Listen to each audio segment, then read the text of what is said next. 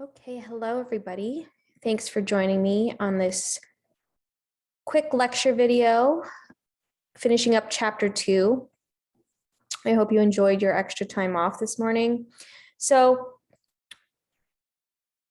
we're going to be finishing up chapter 2, talking about the early social implications of sport.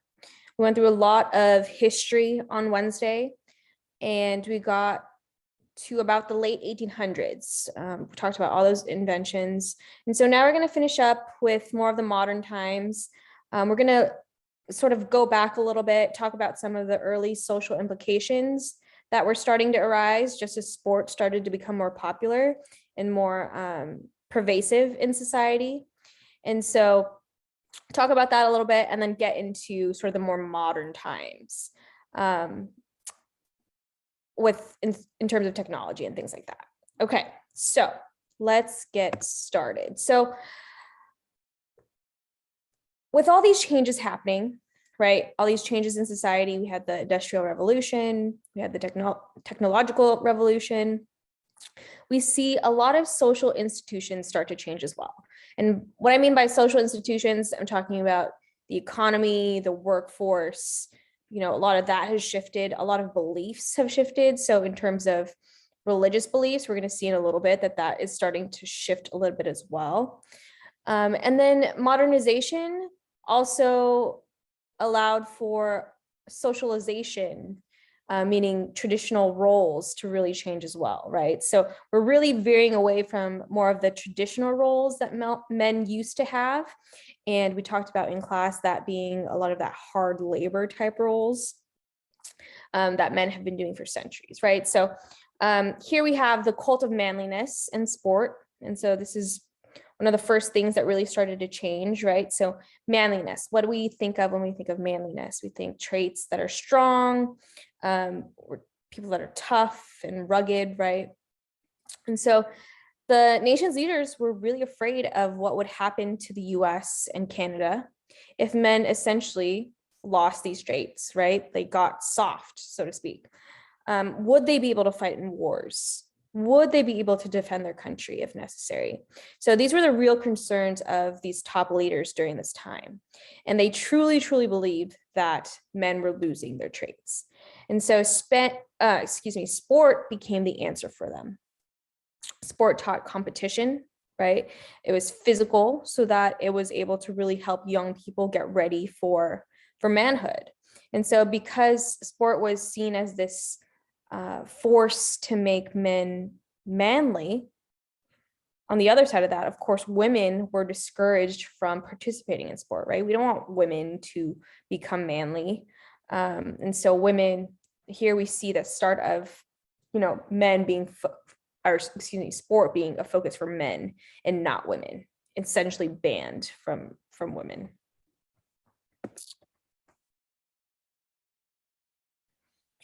Okay, so around the same time as the cult of masculinity, we also see this muscular Christianity belief. And this was more of a reform moving away from the Puritan beliefs that we talked about during the colonial times, right? So remember, Puritans thought religious Puritans thought that anything that was pleasurable was a sin. And people just needed to work. That was how they were worshiping God, right? Giving glory to God.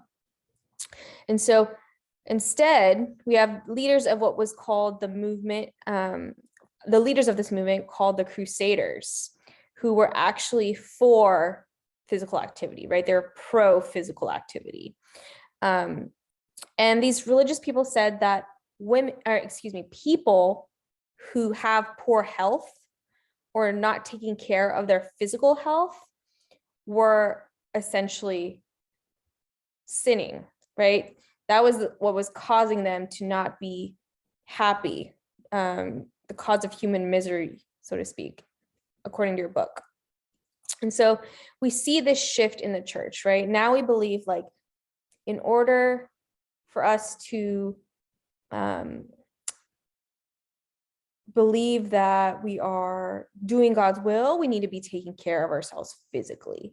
And so now we have highly respected clergymen, intellectual leaders encouraging this physical activity. And so now there's this movement to really improve the physical health of the population. And it was around this time also that we see the YMCA start to organize, right? YMCA, in case you didn't know, was founded by the principles of muscular Christianity, right? And so local YMCAs today, they do projects, services focused on youth development, but really providing a lot of athletic facilities, promoting Christianity, all those things in their work. So kind of a fun fact there. There you go. Okay. So in terms of social philosophies, we are also shifting at this time with the rise of capitalism. Okay. And so people needed to, with all these technological industrial revolutions, all the things that were happening, people were a little confused. Like, was this actually a good thing, right? Was having large business, private owners for profit, was this a good thing for society? And so they were really looking for a philosophy that really justified this shift, right? And they came up with two justifications. The first is the gospel of wealth, meaning money and success are rewards of hard work and following the rules. So essentially, they're saying if you're poor in this economy, it's because you're lazy. And those who it's kind of where we see our values of hard work equal success. It's where we start to see that start to emerge as well. The second justification is this social Darwinism. So this more biological explanation of the gospel of wealth, right? It's the survival of the fittest. What brings progress to human society is you being able to survive, outlast your competition, win, right? Someone has to suffer, right? That's how biology works. It's how the real world works, essentially. It's how animals work. And so people's success is due to them beating out those who are inferior to them. And so I also want to point out that this explanation sounds a bit like our conflict theorist lens, right? We have a division between groups. So those who are successful versus those who are unsuccessful, who can be rich and who can be poor, who becomes rich, who stays poor. And we see now that those differences between groups exist. And that's how conflict theorists really look at things. There's people meant to be advantaged and people meant to be disadvantaged. So just wanted to point that out as well.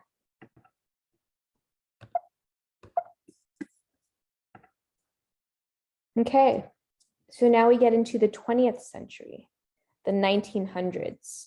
Okay, so from the 1900s, early 1900s, leading up to World War II, we really start to see sport become very, very pervasive in pop culture, right? Especially in North America. Corporate sport and health becomes a big push. Businesses and industries start making companies essentially sponsor recreation for their employees. And so they believe that essentially enhancing their employees' health, right, would improve productivity, would improve morale. People would want to come to work because they feel good, right? And so today, I'm sure you all have noticed, a lot of money is spent on sports equipment by the industry, than money spent on schools and colleges combined, right? So sport becomes a very dominant, a dominant industry in our country.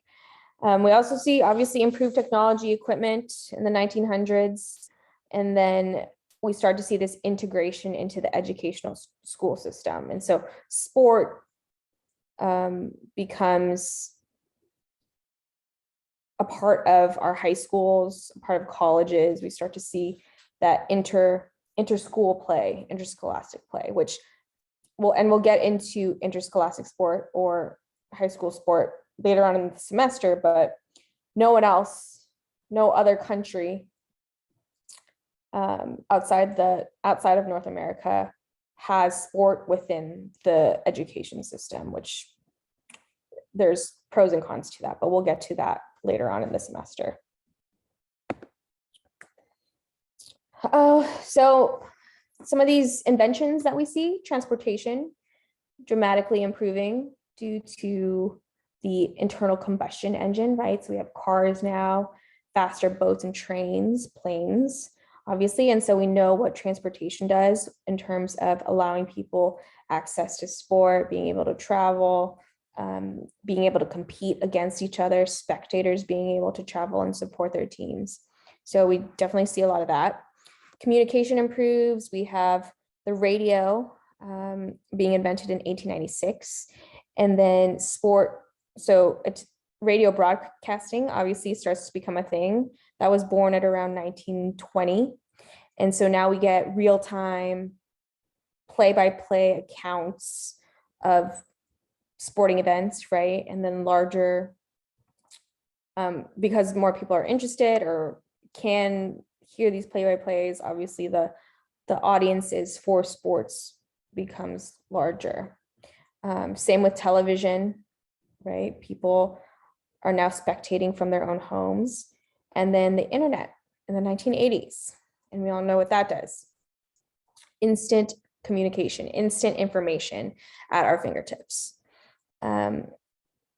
So sport is no longer thought of, it's discarded as aristocratic trappings. And so it's no longer for just those in the higher class now, right? Now everyone has access to it, which is what we see today, or what we have today. Everyone has access to it. And these are just the dates of our big four when they were born. I'm not going to ask you anything too specific about this, I don't think. I can't remember. But just make a note of, kind of the progression, what sports came first. Obviously baseball was very popular, and then knowing that basketball was kind of the later sport that was born. But some pretty interesting things there.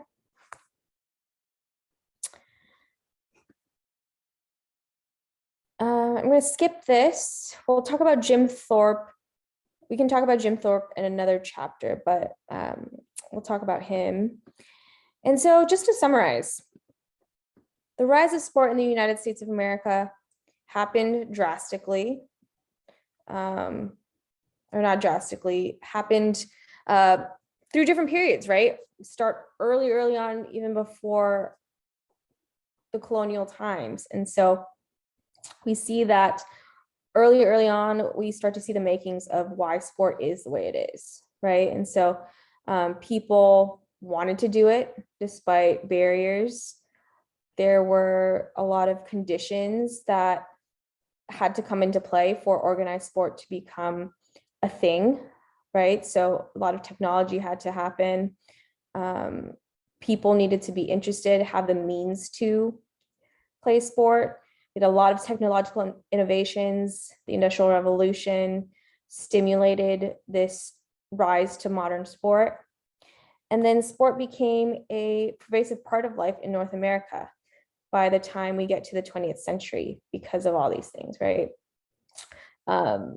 Communication, transportation, all those things inventions of equipment in order to make a mass production, right? So accessibility to everybody really gave way for sport to be what it is today, which is the most popular form of entertainment for most people. So that is it for chapter 2. I hope that was quick, easy, and painless. If you have any questions, please reach out to me. Otherwise, I will see you all on Monday. We will start chapter 3. Have a good weekend.